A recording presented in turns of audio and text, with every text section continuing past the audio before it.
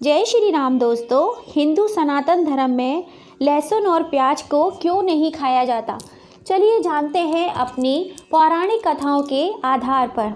नमस्कार दोस्तों, आज हम आपके समक्ष एक रोचक और पौराणिक कथा लेकर आए हैं। आपने अपने आसपास लोगों को यह कहते हुए ज़रूर सुना होगा कि नवरात्रि उपवास में या धार्मिक क्रियाओं में लहसुन और प्याज का उपयोग वर्जित है। हम में से कई लोग इस कथन का पालन भी अवश्य ही करते होंगे। आखिर ऐसा क्यों? लहसुन और प्याज को धार्मिक क्रियाओं, पूजा पाठ आदि में उपयोग करना वर्जित क्यों माना गया है? ऐसा क्या कारण है कि इतनी उपयोगी चीज़ जो प्रकृति ने हमें प्रदान की है और जिससे हमारे शरीर के लिए बहुत ही आवश्यक तत्व भी पाए जाते हैं, जो हमारे शरीर को कई भयंकर जानलेवा बीमारियों से भी बचाती है। जब प्रकृति ने किसी भी चीज़ को यूं ही नहीं बनाया, तो फिर क्यों हिंदू धर्म में इसका सेवन करना वर्जित माना गया है? आखिर इस परहेज की असली वजह क्या है? आखिर क्यों इसे हिंदू सनातन धर्म में वर्जित माना गया है? दोस्तों, आगे बढ़ने से पहले अगर अब तक आपने हमारे इस चैनल को लाइक एंड सब्सक्राइब नहीं किया है तो जल्दी से कर लीजिए। चलिए दोस्तों, शुरू करते हैं। प्याज और लहसुन से जुड़ी पौराणिक कथा।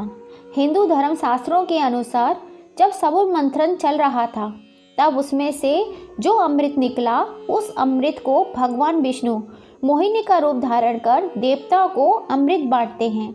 एक बार असुर, जिसका नाम राहु था, वह रूप बदलकर देवताओं की श्रेणी में आकर बैठ जाता है।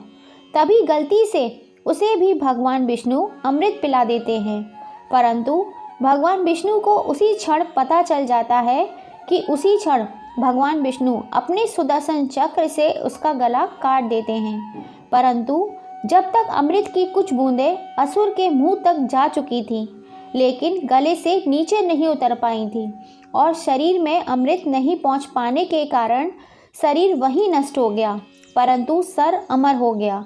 जब भगवान विष्णु उस असुर का सर काट देते हैं, तब खून की कुछ बूंदें अमृत के साथ मिल जाने से नीचे जमीन पर गिरती हैं, जिसके कारण उस स्थान पर प्याज और लहसुन की उत्पत्ति होती है।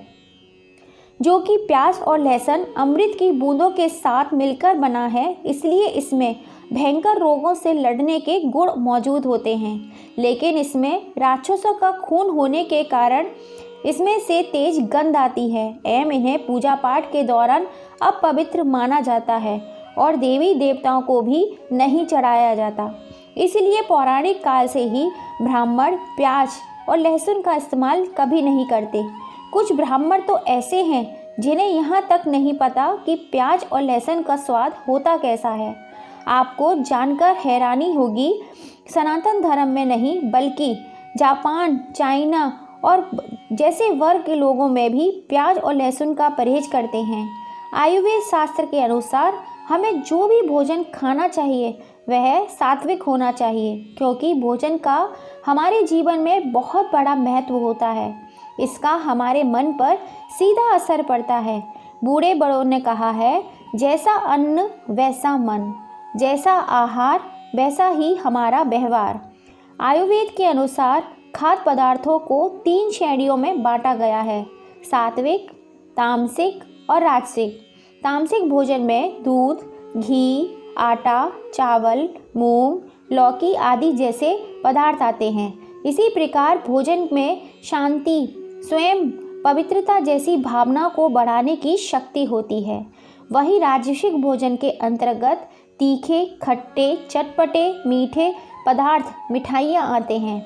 इस प्रकार के भोजन से हमारे अंदर खुशी जैसी भावनाओं की उत्पत्ति होती है, जबकि तामसिक भोजन के अंतर्गत लहसुन, प्याज, मांस, मछली, अंडे जैसे खाद्य पदार्थ शामिल होते हैं। इस प्रकार के भोजन से क्रोध, जुनून, उत्तेजना, अहंकार, विनाश जैसी भावनाओं को उत्पन्न करते हैं। लहसुन और प्याज को आयुर्वेद में तामसिक भोजन में रखा गया है। प्याज और लहसुन इंसान के शरीर में जुनून, उत्तेजना, अज्ञानता और क्रोध आदि जैसी भावनाओं को उत्पन्न करता है, जो इंसान धार्मिक क्रियाओं को करने से मन को भटकाता रहता है। इसलिए वेदों के हिसाब से भी प्याज और लहसुन तामसिक भोजन है और तामसिक भोजन भगवान की पूजा, धार्मिक क्रियाओं आदि में उपयोग नहीं किए जाते। दोस्तों, आशा करते हैं कि छोटी सी ये जानकारी आपको पसंद आई होगी। जो पसंद आई हो तो ज़्यादा से ज़्यादा अपने फैमिली फ्रेंड में शेयर कीजिएगा। फिर मिलेंगे ऐसी ही किसी कथा कहानी के संग। जय श्री राम।